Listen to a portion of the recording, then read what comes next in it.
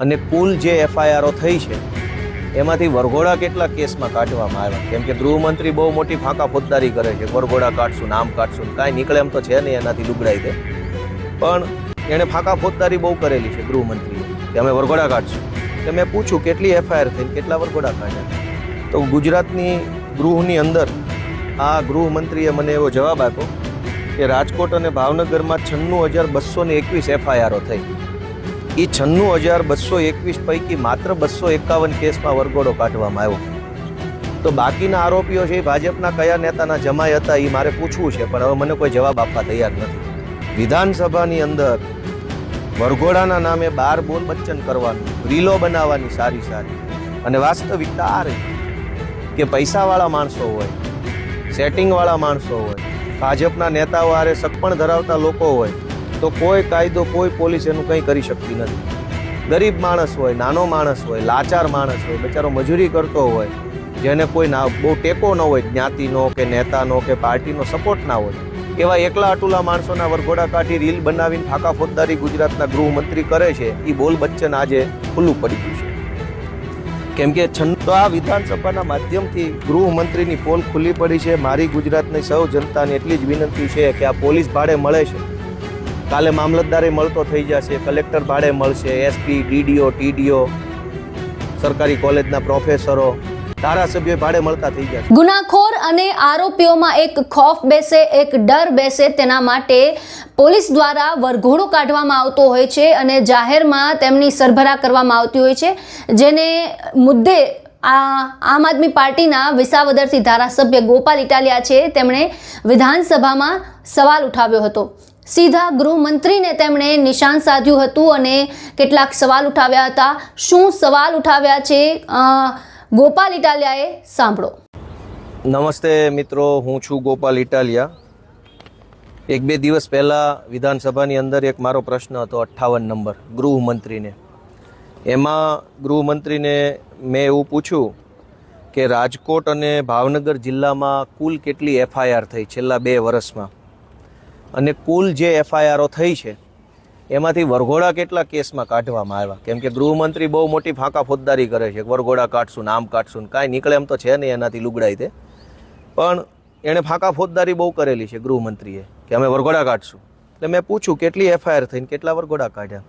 તો ગુજરાતની ગૃહની અંદર આ ગૃહમંત્રીએ મને એવો જવાબ આપ્યો કે રાજકોટ અને ભાવનગરમાં 96,221 એફઆઈઆરો થઈ. એ 96,221 પૈકી માત્ર 251 કેસમાં વરઘોડો કાઢવામાં આવ્યો. તો બાકીના આરોપીઓ છે એ ભાજપના કયા નેતાના જમાઈ હતા એ મારે પૂછવું છે, પણ હવે મને કોઈ જવાબ આપવા તૈયાર નથી. 96,221 એફઆઈઆર, એમાંથી માત્ર 221 લોકોનો જ વરઘોડો.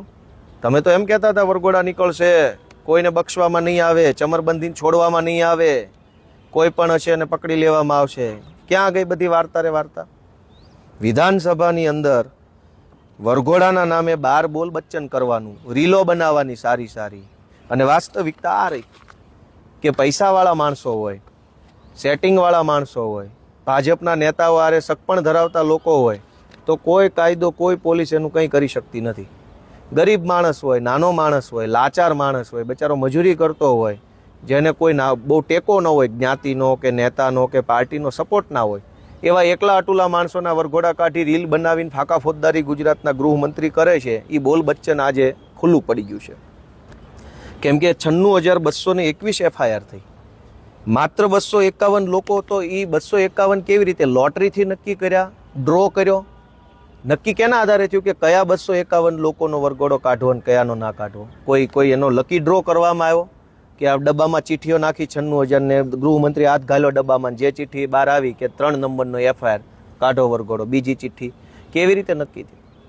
એનો અર્થ એ થયો કે મન ફાવે એવી રીતે કાર્યવાહી કરવામાં આવે છે અને ગૃહમંત્રીનો ખેલ ખુલ્લો પડી ગયો છે. અને બીજો ખેલ ગૃહમંત્રીનો એ ખુલ્લો પડી ગયો છે કે ગુજરાતમાં હવે પોલીસ ભાડે મળે છે, પણ માત્ર રૂપિયાવાળાને અને ભાજપના નેતાઓને જ ભાડે મળશે, તમને ભાડે નહીં મળે.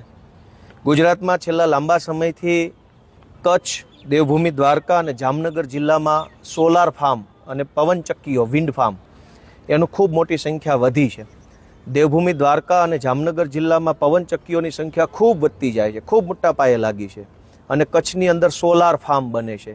સૌર ઉર્જા દ્વારા વીજળી ઉત્પાદન કરવા માટે ખાનગી કંપનીઓ પ્લાન્ટ લગાવે છે. હવે આ ખાનગી કંપનીઓ દેવભૂમિ, દ્વારકા, જામનગર અને કચ્છ જિલ્લામાં જે વીજળી ઉત્પન્ન કરે છે એ વીજળીને ગુજરાતના અને દેશના અલગ અલગ વિસ્તારોમાં લઈ જવા માટે હેવી ટ્રાન્સમિશન લાઈનો નાખવામાં આવે છે. એચ ટાવર, મોટા મોટા ટાવર ઊભા કરે ખેડૂતના ખેતરમાં અને એમાંથી વીજળી પસાર કરવામાં આવે છે. હવે કંપની પ્રાઇવેટ છે, થાંભલો ખેડૂતના ખેતરમાં મફતમાં નાખે છે, વળતર બળતર કાંઈ આપતા નથી, અને એ થાંભલો આવનારા 100 વર્ષો સુધી કંપનીને કમાણી કરીને આપશે.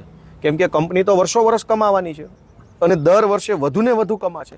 થાંભલો એક વખત નાખ્યો તો 100 વર્ષ સુધી કંપની એમાંથી પૈસા કમાશે. કેમ કે કચ્છના સોલાર ફાર્મમાં જેટલી વીજળી પેદા થશે એ વીજળી દેશભરમાં વેચશે એટલે પૈસા કમાશે, પણ એ વીજળી ખેડૂતના ખેતરના થાંભલામાંથી પસાર થવાની છે વર્ષો વર્ષ. ખેડૂતને કાણી કોડી વળતર આપવામાં આવતું નથી. ખેડૂતના ખેતરની જમીનની કિંમત ઘટી જાય છે થાંભલો આવવાના કારણે. 10 વીઘાનું 20 વીઘાનું ખેતર હોય ને એમાં ગમે ત્યાં વચ્ચે થાંભલો આવે એટલે આખા ખેતરની કિંમત ઘટી જાય. હવે ખેતરની કિંમત ઘટી જાય છે એનું પણ વળતર નથી, થાંભલો આ નાખે છે એનું પણ વળતર નથી, ઊભા પાકનું નુકસાન કરે છે એનું પણ વળતર નથી.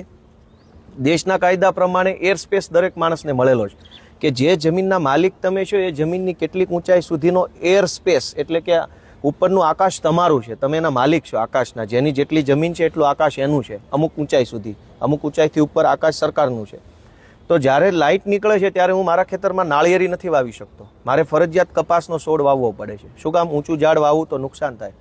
તો ખેડૂતના ખેતરનો એર સ્પેસ એટલે કે આ ઉપરનું આકાશ પણ સરકાર લઈ લે છે, જમીન સરકાર લઈ લે છે, જમીનની કિંમત ઘટે છે, એના બદલામાં કોઈ વળતર ચૂકવવામાં આવતું નથી.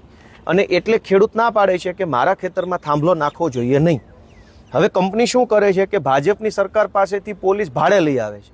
એ પોલીસને સરકારને પૈસા આપે એટલે પોલીસ ભાડે આવે. એ ભાડે આવેલી પોલીસ આપણા ખેતરમાં દાદાગીરી કરે અને મારે, જેલમાં પૂરી દે, આપણી ઉપર કેસ કરે અને જબરજસ્તીથી પેલી કંપનીનો થાંભલો આપણા ખેતરમાં નખાવડાવી દે.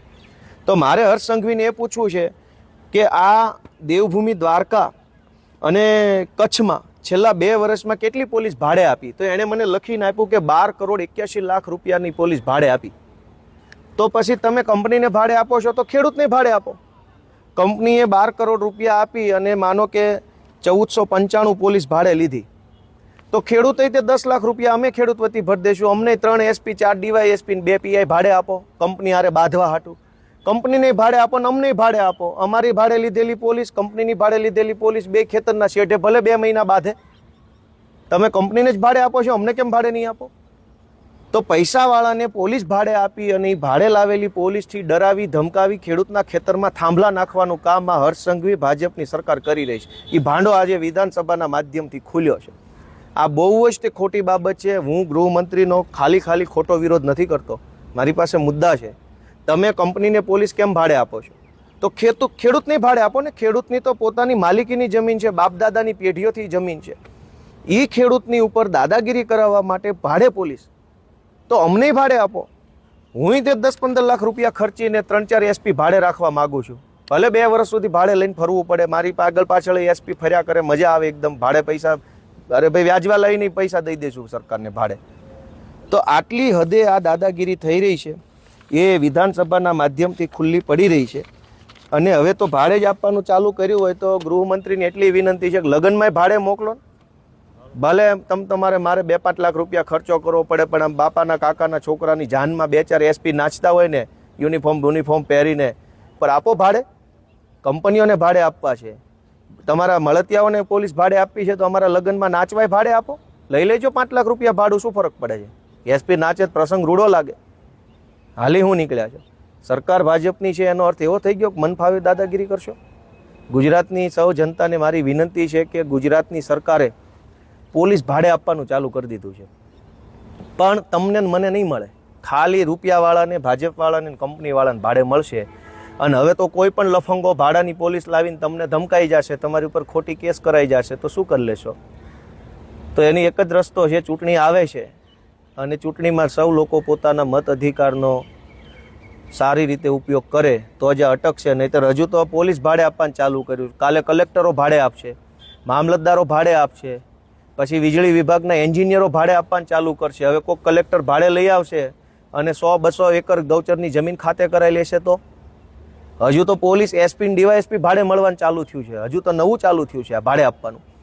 કાલે કલેક્ટરો ભાડે આપવા માંડશે તો કોઈ મોટી ઉદ્યોગપતિની કંપની છે, જામનગરનો કલેક્ટર 2 મહિના પૂરતો ભાડે રાખી અને જામનગરની બધી જ ગૌચરની જમીન ખાતે કરાવી લેશે.